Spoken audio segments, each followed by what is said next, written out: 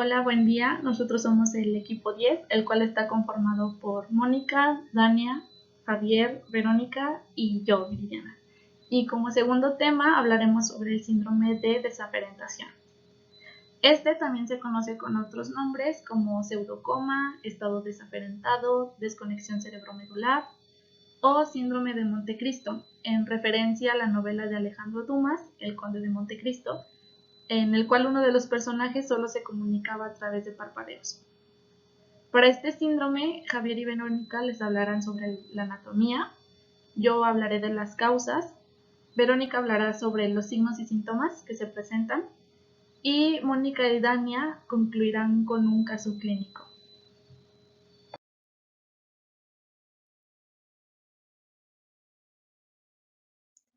El fascículo corticoespinal y su trayecto.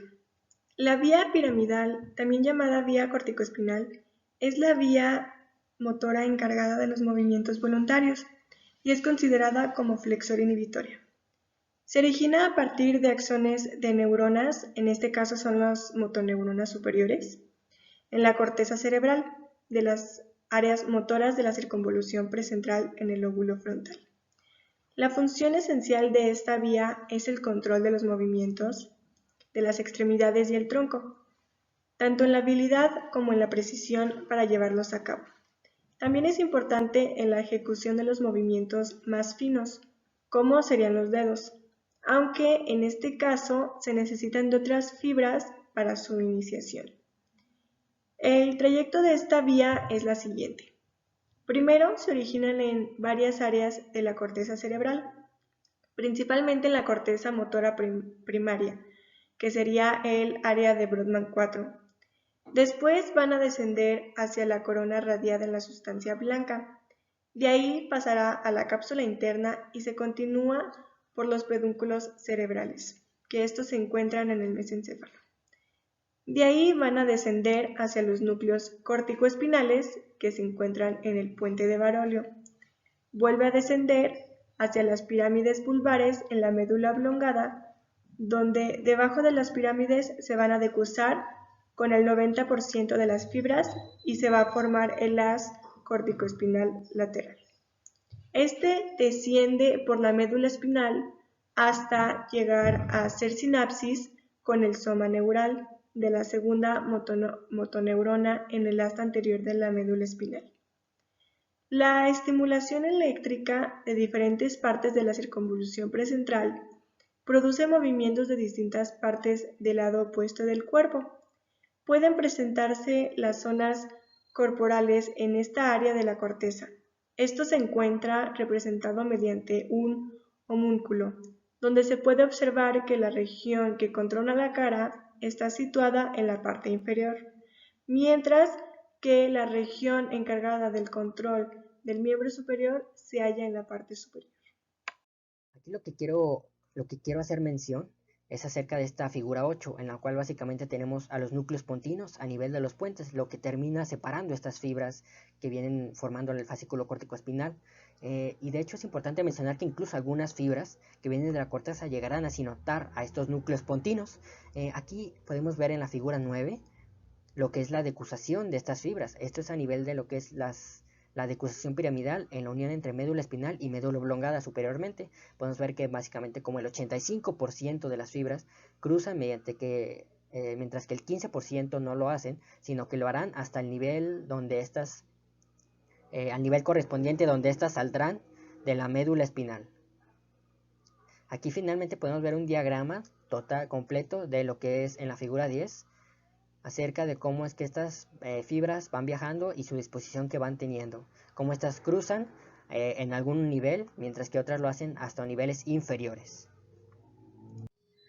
Para este síndrome se mencionan diferentes causas que lo originan, entre ellos el infarto o hemorragia cerebral, o por traumatismo del tronco encefálico, por enfermedad desmielinizante, por tumores o por encefalitis. En la mayoría de los casos se presenta una lesión bilateral a mitad del puente de Barolio a nivel de los núcleos abducens o rostral a ellos, pero también se han visto la lesión bilateral a nivel del mesencéfalo ventral. Los signos y síntomas del síndrome de desafrentación son los siguientes. Primero se van a considerar las alteraciones motoras, que sería la tetraplegia o también conocida como la cuadriplegia. El paciente va a presentar la pérdida parcial o completa de las extremidades y el torso, tanto a nivel sensorial como motora, por lo cual el paciente tendrá pérdida del control de varias de sus funciones, como el movimiento, la sensibilidad, la vejiga, entre otras. Otro signo o síntoma que se presentará es la anartria. El paciente va a presentar una incapacidad para poder articular las palabras. Otro sería la diplegia facial y otro sería la descerebración, que sería una postura normal en la cual una persona está rígida, con los brazos flexionados, los puños cerrados y las piernas derechas. Los brazos están doblados hacia el cuerpo y las muñecas y los dedos están doblados y sostenidos sobre el pecho. También se van a considerar signos anticipatorios, que sería como el vértigo, la cefalea, la parestesia, que sería el paciente presentará una sensación de hormigueo, de entumecimiento o de pérdida de la sensación del tacto. También se va a presentar la hemiparesia, que el paciente tendrá una disminución de la fuerza motora o parálisis parcial que afecta un brazo y una pierna del mismo lado del cuerpo.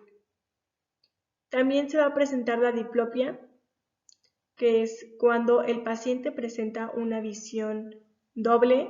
Se puede observar en la figura 13 esta representación. También se va a presentar la afonia o hipofonía grave.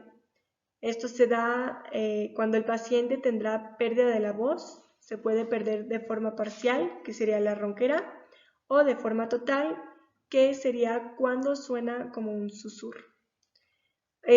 Otros signos serían los signos oculares, que se va a presentar con una parálisis de la conjugación bilateral de los movimientos horizontales y del mantenimiento del parpadeo.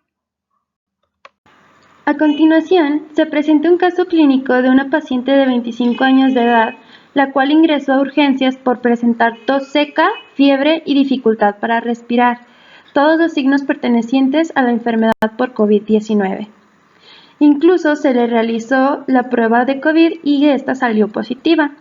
Después de un tiempo fue necesario entubarla debido a que la dificultad respiratoria se hizo cada vez peor. Al pasar los días, se decidió quitarle el sedante, puesto que la mujer presentó mejoras. Sin embargo, no se obtuvo respuesta alguna, sino hasta días después de haberle quitado dicho sedante, cuando la paciente comenzó a responder a algunas órdenes con pestañeos y movimientos oculares verticales, pero siendo incapaz de realizar ningún otro movimiento. Hay que recordar que cuando un paciente tiene este síndrome, este paciente lo único que puede hacer es movimientos oculares verticales y pestañeos, puesto que de ahí en más no puede moverse. Es como si el paciente estuviera encerrado dentro de sí mismo, dentro de su propio cuerpo, y que este paciente está totalmente consciente de lo que está a su alrededor.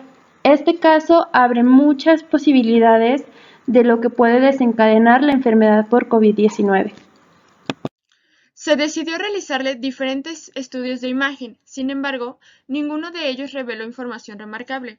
No fue hasta que se realizaron una angiografía por resonancia magnética de la cabeza y una imagen por resonancia magnética sin contraste del cerebro que encontraron múltiples sitios de difusión sanguínea restringida dentro del puente de Barolio, compatibles con infartos agudos.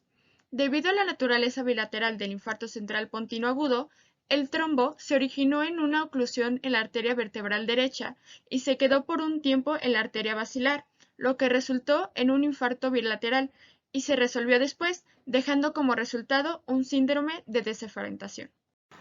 Para concluir, me gustaría mencionar que si bien este síndrome no es muy común, es muy importante saber la anatomía afectada por los signos y los síntomas que lo caracterizan, porque pueden llegar a ser necesarios en la práctica clínica. Hay que recordar que muchas veces los pacientes que presentan este síndrome son diagnosticados de manera incorrecta, lo cual puede repercutir en su calidad de vida.